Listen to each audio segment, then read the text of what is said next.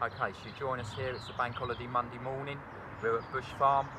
Got down last night. We've had a few, and what we're going to do today for this segment is we're going to talk to you about our bait and our approach to this swim. Thank you very much. I'll catch up with you soon. Okay, you've just seen a couple of fish that I managed to catch last night down here at Bush Farm. When I arrived, I had a good walk around like always, talked to the anglers already fishing. The weather's been totally up and down. It's been really hot during the day, and then at night time we've woken up with frosts. So the fishing, it would be fair to say, has been quite hard. The one thing I noticed when talking to all the anglers was most of the anglers was using a boilie only approach, and it was evident when you saw the air dry bags hanging in the bivvy doors that they were fishing very much the same method. Personally, I think air-dried boilies on very short sessions isn't the way to go. I feel that the bait's far too hard, and for the carp it's not digestible in quantity. And if you're fishing over a big bed of air-dried boilies, the fish aren't going to be preoccupied with feeding. They're going to probably have one or two, as I say, find them undigestible and move on. My approach when fishing a water like this is to approach it in a very different way. And again, we're going to look at something old and something new. So for some of you anglers that are new to the sport, there's going to be items here that you've probably not seen before. And for anglers out there that have been fishing for donkey's years, it's probably going to serve as a little reminder, oh yeah, I used to do that. And maybe it'll prick your conscience and you'll start doing things a little differently. So first of all, for the something old, good old Activate. Been around the block, well proven bait. I'll put a few of those into the bucket, and in true Blue Peter style, we've got a bucket of mix already made up. Then some good old pellets, a good bulk ingredient, and they break down and put loads of attraction into your swim again. Now for the something new, Essential Cell, nice bright yellow baits. Into the bucket they go. I break some up and I leave some whole, and I'll tell you the reason for that in a moment. I think on waters like this where you've got a good number of fish, they feed on visual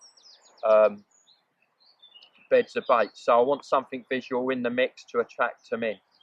Next, another product that's probably not commonplace in many carp fishermen's armouries at the moment. Good old ground bait. This one's the activated hemp seed mix, but there's an abundance of ground baits out there that you can use. It's your mix. You take your choice. You know how long you're going fishing for. You know how much bait you need. So that's all down to you. Into the bucket that all goes. I'll give that a good old mix with the trusty bait spoon.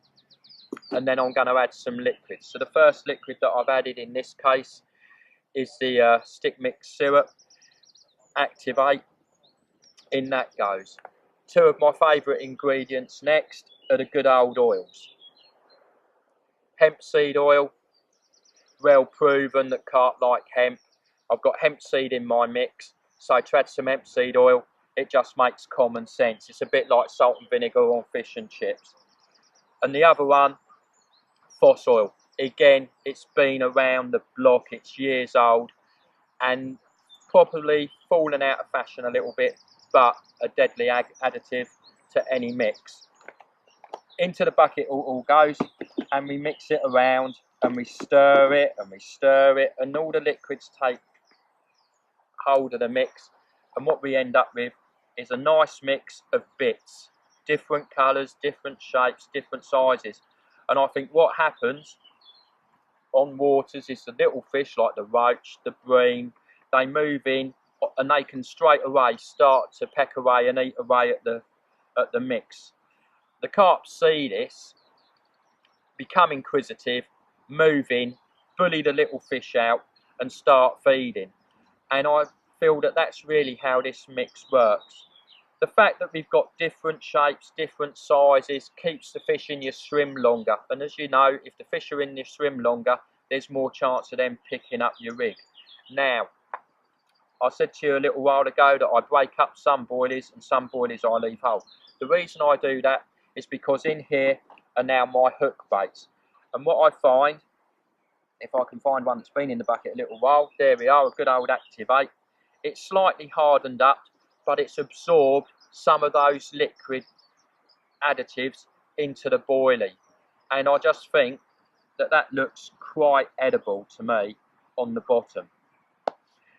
How do I apply this mix? Well, quite simply, I fish in the edge, I cast into the edge, drop my baits basically, and I then throw some of this on the top. The great thing about this mix, however, is the fact that you can use it in so many different ways. We can use it in a solid bag, we can put it in a spom, we can cast it out at range.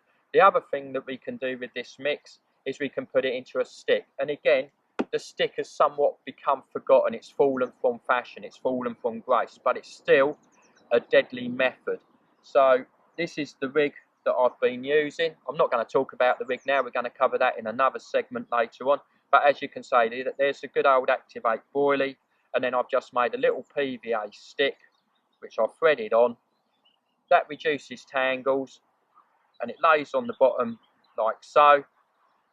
The PVA melts, as we know, and we've got a little pile of attraction around our deadly hook bait. I hope this has been useful to you. If you've got any questions, please send them in. Thank you.